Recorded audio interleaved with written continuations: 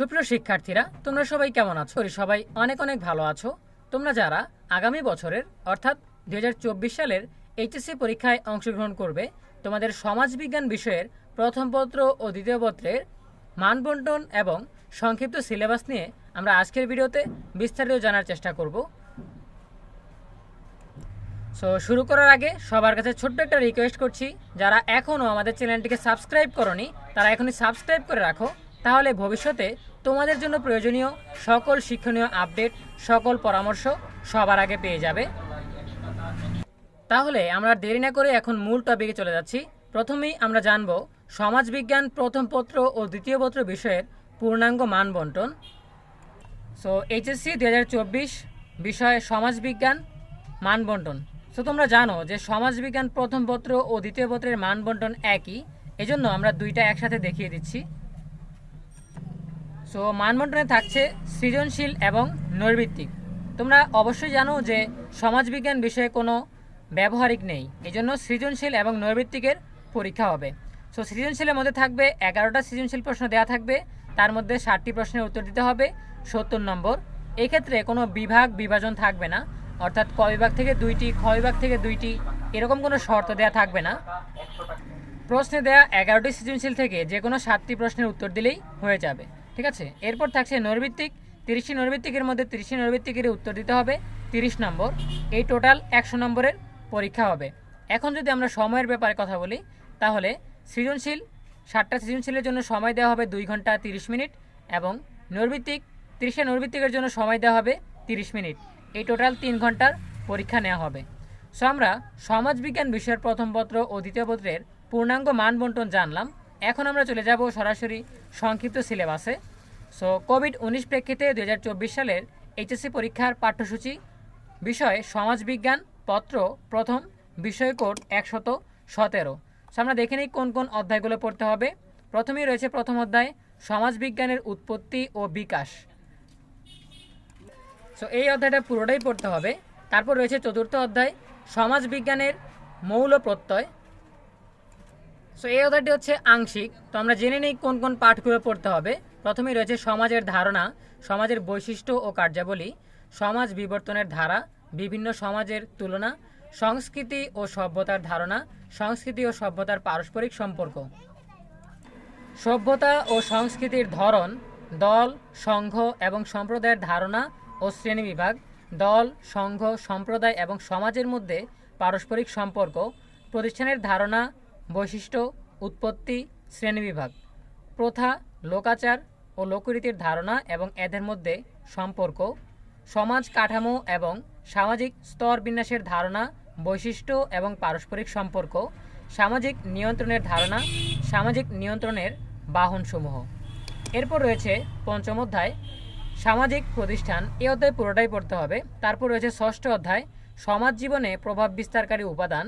তারপর রয়েছে সপ্তম অধ্যায় সামাজিকরণ প্রক্রিয়া। এই অধ্যায়গুলো পুরোটাই পড়তে হবে।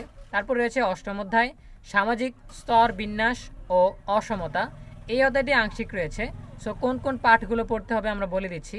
সামাজিক স্তর বিন্যাসের ধারণা, সামাজিক স্তর বিন্যাসের প্রকারভেদ, সামাজিক স্তর বিন্যাস সম্পর্কিত মতবাদ, দ্বন্দ্বমূলক ক্রিয়াবাদী, সামাজিক অসমতার ধারণা, সামাজিক অসমতার উৎপত্তি ও প্রকারভেদ, জেন্ডার ধারণা, জেন্ডার সম্পর্কিত বিভিন্ন মতবাদ, জেন্ডারের ভিত্তিতে সৃষ্ট সামাজিক বৈষম্যের প্রভাব, বয়স বৈষম্যবাদের ধারণা, বয়স বৈষম্যবাদ সম্পর্কিত বিভিন্ন দৃষ্টিভঙ্গি, সামাজিক নিরাপত্তার ধারণা ও উপায়। এরপর রয়েছে দশম অধ্যায় বিচ্যুতিমূলক আচরণ এবং অপরাধ। এই অধ্যায়টিও আংশিক রয়েছে। আমরা জেনে নেই কোন কোন পাঠগুলো পড়তে হবে। বিচ্যুতিমূলক আচরণের ধারণা, বিচ্যুতিমূলক আচরণের বৈশিষ্ট্য, সামাজিক বিচ্যুতির বিভিন্ন কারণ, অপরাধের ধারণা, ধরন ও কারণ, অপরাধ ও বিচ্যুতিমূলক আচরণের পার্থক্য, অপরাধের প্রতিকার ব্যবস্থা। তারপর রয়েছে একাদশ অধ্যায় সামাজিক পরিবর্তন। এই অধ্যায়টি পুরোটাই পড়তে হবে। আমরা সমাজবিজ্ঞানের প্রথম পত্রের সংক্ষিপ্ত সিলেবাস জানলাম। এবার আমরা চলে যাব দ্বিতীয় পত্রে। কোভিড-19 প্রেক্ষিতে 2024 সালের এইচএসসি পরীক্ষার পাঠ্যসূচি বিষয় সমাজবিজ্ঞান পত্র দ্বিতীয়, বিষয় কোড 118। আমরা জেনে নিই কোন কোন অধ্যায়গুলো পড়তে হবে। প্রথমেই রয়েছে প্রথম অধ্যায় বাংলাদেশে সমাজবিজ্ঞান চর্চার বিকাশ। তারপর রয়েছে তৃতীয় অধ্যায় প্রত্নতত্ত্বের ভিত্তিতে বাংলাদেশের সমাজ ও সভ্যতা। এই অধ্যায়টি আংশিক রয়েছে, সো আমরা জেনে নিব কোন কোন পাঠগুলো পড়তে হবে।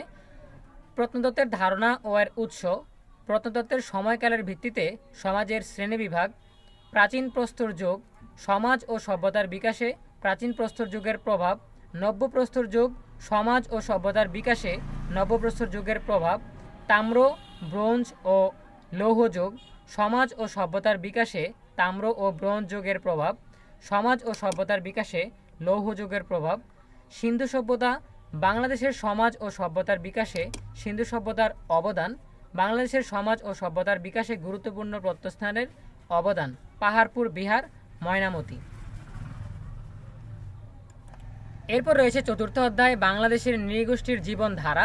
এই অধ্যায়টিও আংশিক, সো কোন কোন পাঠগুলো পড়তে হবে আমরা জেনে নেই।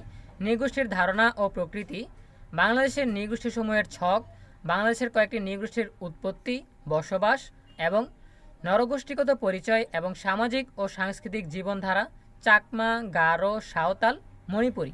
তারপর রয়েছে পঞ্চম অধ্যায়, বাংলাদেশের অভ্যুদয়ের সামাজিক প্রেক্ষাপট। এই অধ্যায় পুরোটাই পড়তে হবে।